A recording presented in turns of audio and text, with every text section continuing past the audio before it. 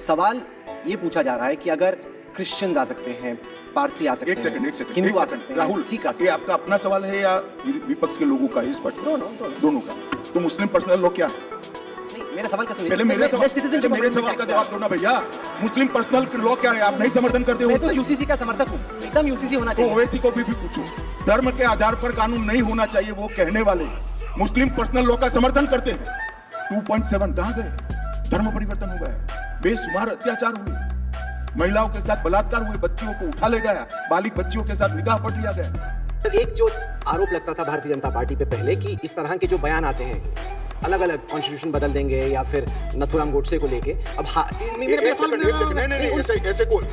जवाब दिए बगैर बात नहीं जा सकती। राहुल गांधी के संसद ने बयान दिया इस देश के 2 टुकड़े करो, नॉर्थ इंडिया साउथ इंडिया, आप उनके लिए एक शब्द नहीं बोलते हो। इससे ज्यादा बायस जर्नलिज्म हो ही नहीं सकता। जवाब देना पड़ेगा आपको भी, देश की जनता को, कि आपका एजेंडा क्या है। करोड़ों रुपयों का चंदा लिया कैश में, 12 लाख करोड़ के घपले घोटाले भ्रष्टाचार किए, जेल में जा रहे हैं और हमसे हिसाब मांग रहे हैं। हमने तो काला धन को समाप्त करने के लिए बॉन्ड लाए थे।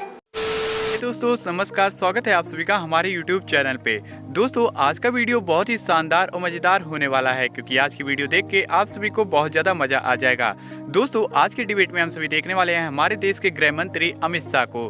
दोस्तों आज अमित शाह से इस डिबेट में काफ़ी तीखे तीखे सवाल उनसे पूछे जाएंगे, जैसे इलेक्टोरल बॉन्ड को लेके, यूसीसी को लेके और ईवीएम को लेके और भी बहुत अन्य मुद्दों को लेके इनसे सवाल पूछा जाएगा, जिसका बहुत ही शालीनता से वो जवाब देते हैं और बहुत ही मज़ेदार जवाब भी देते हैं और विपक्षियों को धो भी देते हैं इस डिबेट में। तो वीडियो बहुत ही शानदार होने वाला है, तो आप सभी लोग शुरू से लेके आखिरी तक पूरा वीडियो देखिएगा, तभी आप लोग को पूरा वीडियो समझ में आएगा। अगर आप लोगों ने अभी तक हमारे चैनल को सब्सक्राइब नहीं किया है तो चैनल को सब्सक्राइब कर लीजिएगा, क्योंकि हमारे चैनल पे ऐसी डिबेट वीडियो आता रहता है। तो चलिए बिना किसी देरी के इस धमाकेदार मेन डिबेट को शुरू करके देख लेते हैं। चलिए शुरू करते हैं। अगले विषय पे आना चाहता हूँ, वो है इलेक्टोरल बॉन्ड्स का।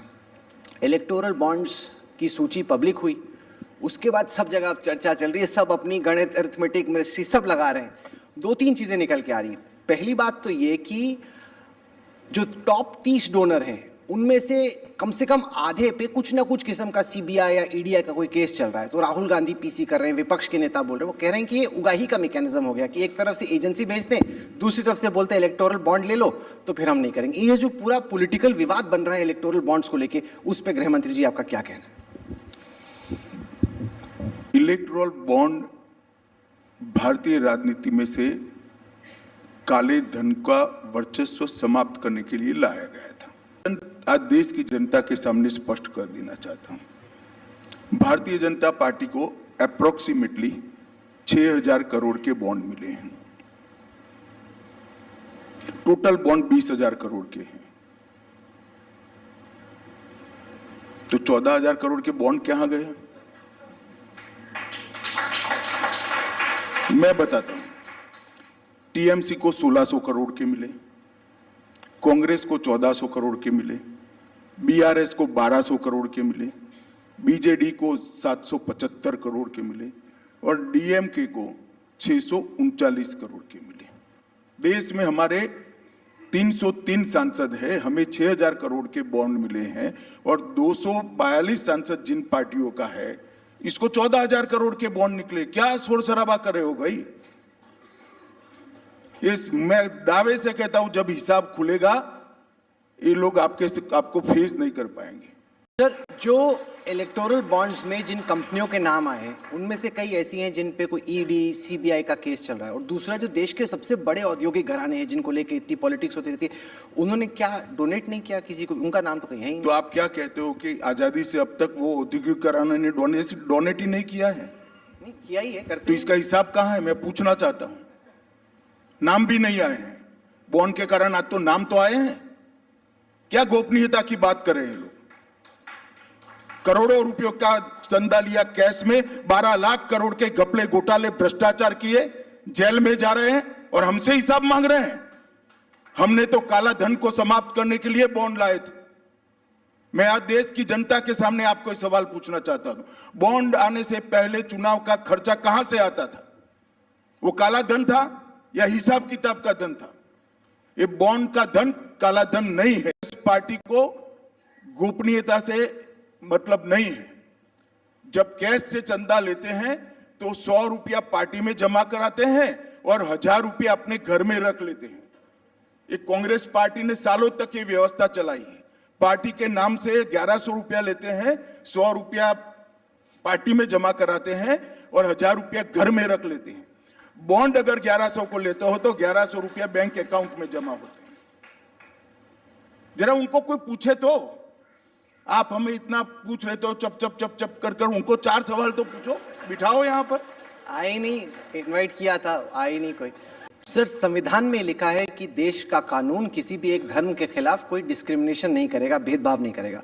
सवाल ये पूछा जा रहा है कि अगर क्रिश्चियंस आ सकते हैं, पारसी आ सकते हैं, एक सेकंड हिंदू आ सकते हैं, राहुल, सिख आ सकते ये आपका अपना सवाल है या विपक्ष के लोगों का? ये स्पष्ट करो।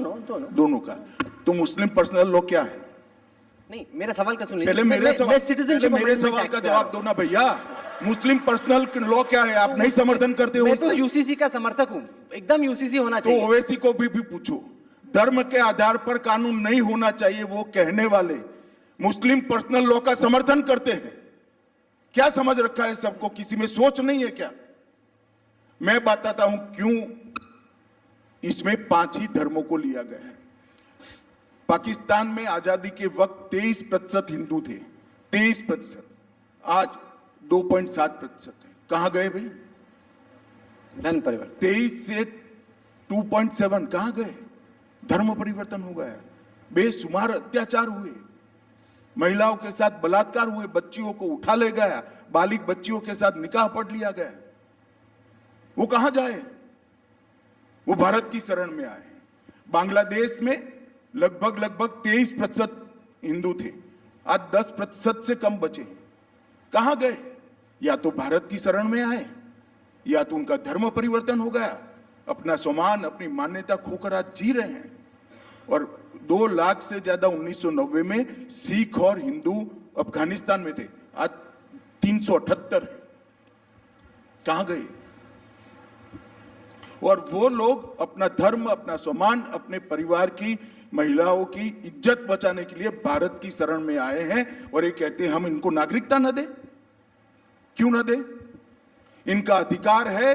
उनका अधिकार जितना मेरा और आपका है उतना ही अधिकार इस शरणार्थियों का है और वो देना चाहिए। पर जैसे पाकिस्तान अधिकृत कश्मीर को हम लोग इंडिया मानते, अखंड भारत का हिस्सा मानते, वहां पे अगर किसी का उत्पीड़न हो रहा हो या फिर कोई बलोच हो जो कि वहीं की परिस्थितियों से परेशान है, उसका एक्सप्लॉयटेशन हो रहा है। भाई, पाक ऑक्यूपाई कश्मीर भारत का हिस्सा है, इसमें हिंदू मुसलमान का सवाल पैदा ही नहीं होता। वहां जो मुसलमान है वो भी हमारे हैं, वहां जो हिंदू है वो भी हमारे। ये बड़ी बात बोल रहे हैं आप। बड़ी बात क्या है? मैं पार्लियामेंट में बोला हूं। नहीं कि अगर पीओ सो को बड़ा मत बताओ। मैं फिर से कह देता हूं, पाक ऑक्यूपाई कश्मीर भारत का हिस्सा है, वहां का मुसलमान भी हमारा है, वहां का हिंदू भी हमारा है। एक जो आरोप लगता था भारतीय जनता पार्टी पे पहले कि इस तरह के जो बयान आते हैं, अलग अलग कॉन्स्टिट्यूशन बदल देंगे या फिर नथुराम गोडसे को लेके, अब एक सेकंड, नहीं, मेरा बात तो सुनिए। जवाब दिए बगैर बात नहीं जा सकती। एक सांसद ने बयान दिया, हमने तुरंत अपने आप को बयान से अलग कर दिया भारतीय जनता पार्टी ने और उसको नोटिस भेज दी। राहुल गांधी के सांसद ने बयान दिया, इस देश के 2 टुकड़े करो, नॉर्थ इंडिया, साउथ इंडिया, आप उनके लिए एक शब्द नहीं बोलते हो। इससे ज्यादा बायस जर्नलिज्म हो ही नहीं सकता।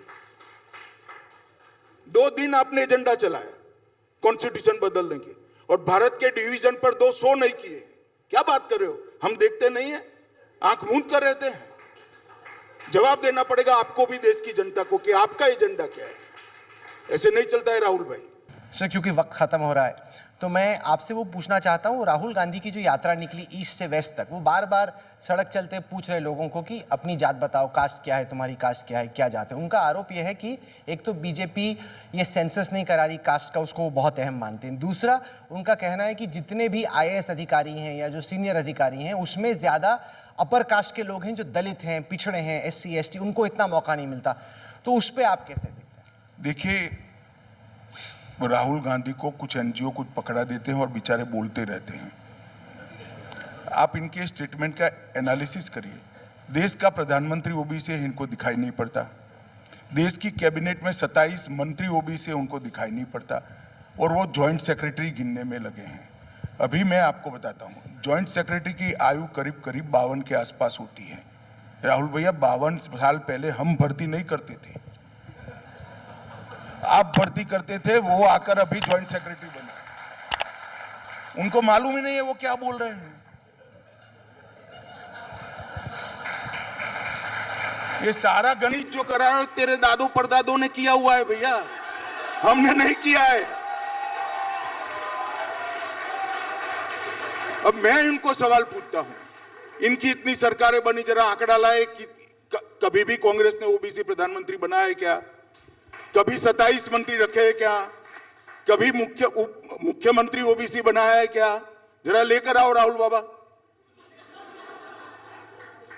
मैं तो अब एडवाइस दे नहीं सकता, अलग पार्टी के नेता है, उनको जो चिट्ठियां मिलती है उसको जरा क्रॉस चेक करा है, इसका हिंदी अनुवाद करा है। अंग्रेजी में लिखी हुई चिट्ठी हिंदी में बोलते हैं तो बड़ी तकलीफ होती है, उनको तकलीफ, मुझे तकलीफ नहीं होती है। दोस्तों आज के इस वीडियो में बस इतना ही था। उम्मीद है आप सभी को ये वीडियो पसंद आया होगा। दोस्तों आप लोगों ने देखा किस तरह से अमित शाह से यूसीसी को लेके, इलेक्टोरल बॉन्ड को लेके और हिंदू मुस्लिम को लेके किस तरह से उनसे सवाल पूछा गया है, जिसका बहुत ही शानदार तरीके से उन्होंने जवाब दिया है और साथ ही साथ एंकर को भी इस डिबेट में धो दिया है और सारे विपक्षी दलों को एक साथ इस डिबेट में धोया है। तो इस वीडियो के बारे में आप लोग का क्या राय है, आप लोग का क्या ओपिनियन है? आप लोग का जो भी ओपिनियन है आप लोग कमेंट बॉक्स में हमें जरूर बताइएगा। और अगर आप सभी को ये वीडियो पसंद आया है तो वीडियो को लाइक कर दीजिएगा और ऐसी और भी वीडियो देखने के लिए आप लोग हमारे चैनल को सब्सक्राइब कर लीजिएगा, क्योंकि हमारे चैनल पे ऐसी डिबेट वीडियो आता रहता है जो कि आप सभी को बहुत ज़्यादा अच्छा लगेगा। और दोस्तों इस वीडियो को आप सभी लोग अपने दोस्तों के पास और घर वालों के पास ज़्यादा से ज़्यादा शेयर करिएगा, जिससे ज़्यादा से ज़्यादा लोगों तक ये वीडियो जाए और ज़्यादा से ज़्यादा लोग इस वीडियो को देख सकें। अभी हम आप लोग से विदा लेते हैं, मिलते हैं नए और शानदार वीडियो के साथ। तब तक के लिए आप सभी लोग अपना ध्यान रखिएगा, अपने घर वालों का ध्यान रखिएगा। जय हिंद, जय भारत, वंदे मातरम, जय जय श्री राम।